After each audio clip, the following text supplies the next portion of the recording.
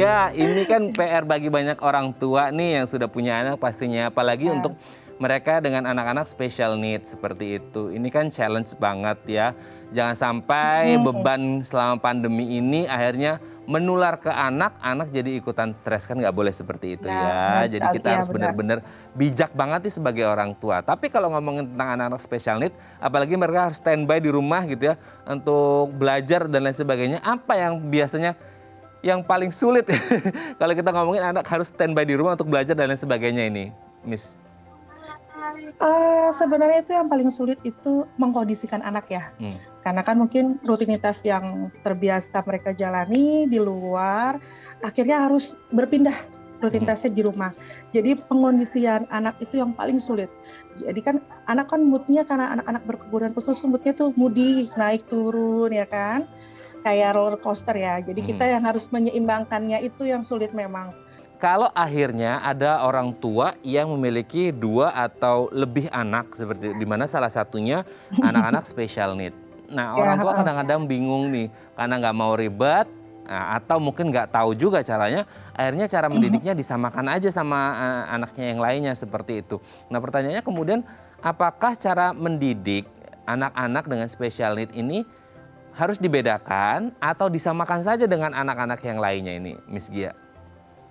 Oh, kalau saya sebenarnya lebih setuju disamakan.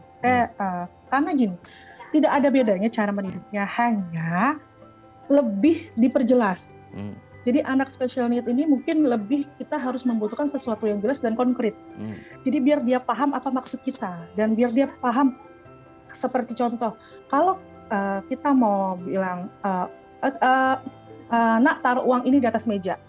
Udah, kita hanya, kalau anak-anak yang pada umumnya dia taruh uang ini di atas meja. Tapi kalau kita anak-anak special needs, mungkin kita perlu lebih jelas, lebih konkret. Nah, ini uang mama, dengan eye contact ya. Kalau anak ini dengan gangguan konsentrasi, uang ini taruh di atas meja. Mejanya kita sambil tunjuk dengan jelas, dengan konkret.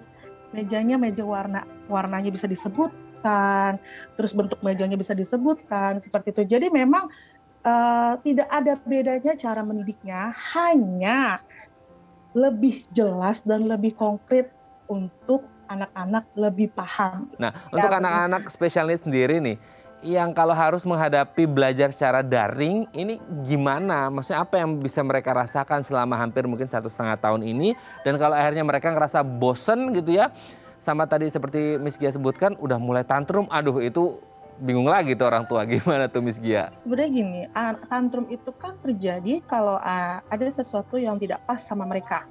Jadi mungkin kegiatan yang memang harusnya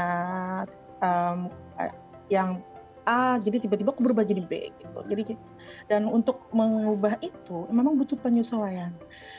Penyesuaian mungkin untuk anak pada umumnya itu terjadi, mungkin kalau menyesuaikan belajar daring 1-2-3 hari sudah bisa. Tapi untuk anak-anak special need itu butuh waktu, kadang sebulan, 2 bulan, 3 bulan, 4 bulan, 5 bulan, bahkan bisa 1 tahun.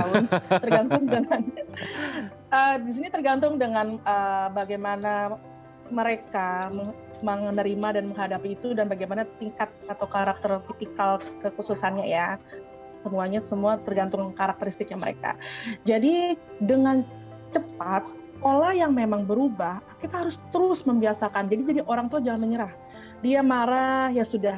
Kalau anak tantrum kita lebih membiarkan sampai dia lelah. Kalau dia sudah lelah, pasti ntar dia akan kembali.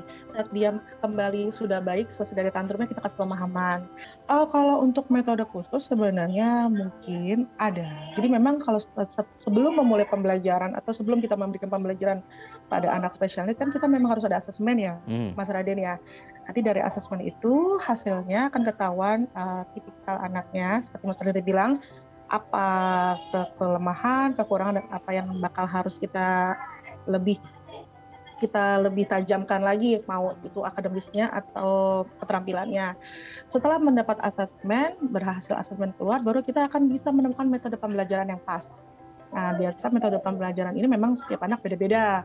Nanti bakal dirancang dari program pembelajaran individual, dan nanti biasanya kalau anak-anak ini sekolah di sekolah-sekolah inklusi, itu nanti mereka ada namanya guru pendamping mereka yang khusus untuk memberikan pembelajaran di dalam bentuk sesuai dengan asesmen itu. Berarti kan ini apakah indikasi bahwa tidak semua anak special needs di range usia yang sama memiliki kebutuhan pendidikan yang sama atau sebenarnya berbeda nih? Karena anak special needs ini memiliki terkadang usia bulannya tidak sesuai dengan usia kognitifnya. Jadi kemampuan kognitifnya tidak sesuai. Jadi mereka usianya 11 tahun, ternyata kemampuan kognitifnya mereka umur 4 tahun atau 6 tahun, seperti itu. Jadi orang tua memang harus peka. Ya. Dan makanya sekali lagi saya bicara bahwa itulah fungsinya asesmen. Jadi memang pembelajaran harus dilakukan sesuai dengan kebutuhan. Ya, bersyukur ya. Tipsnya ya, saya menerima dengan lapang dada sulit, tetapi percaya bahwa pasti ada cerita lain di balik ini semua. Pasti ada rencana Tuhan atau Allah yang akan diberikan ke kita. Tidak usah pusing, tidak usah bersedih ria bahwa kok kenapa anak saya seperti ini. Yang penting menerima dan percaya sama terapis, psikolog, dan dokter. Bersyukur dan kita sebagai orang tua harus yakin anak kita mampu melakukan dan menjalani hidupnya. Dan kalau Anda perlu waktu untuk me time, tolong sediakan waktu itu gitu ya. Baik, terima kasih Miss Wagyarini Widya Mardani SPD, ortopedagog dari Smart Mind Center Consulting sudah berbagi bersama kami pagi hari ini. Ini hal yang sangat baik sekali untuk para orang tua.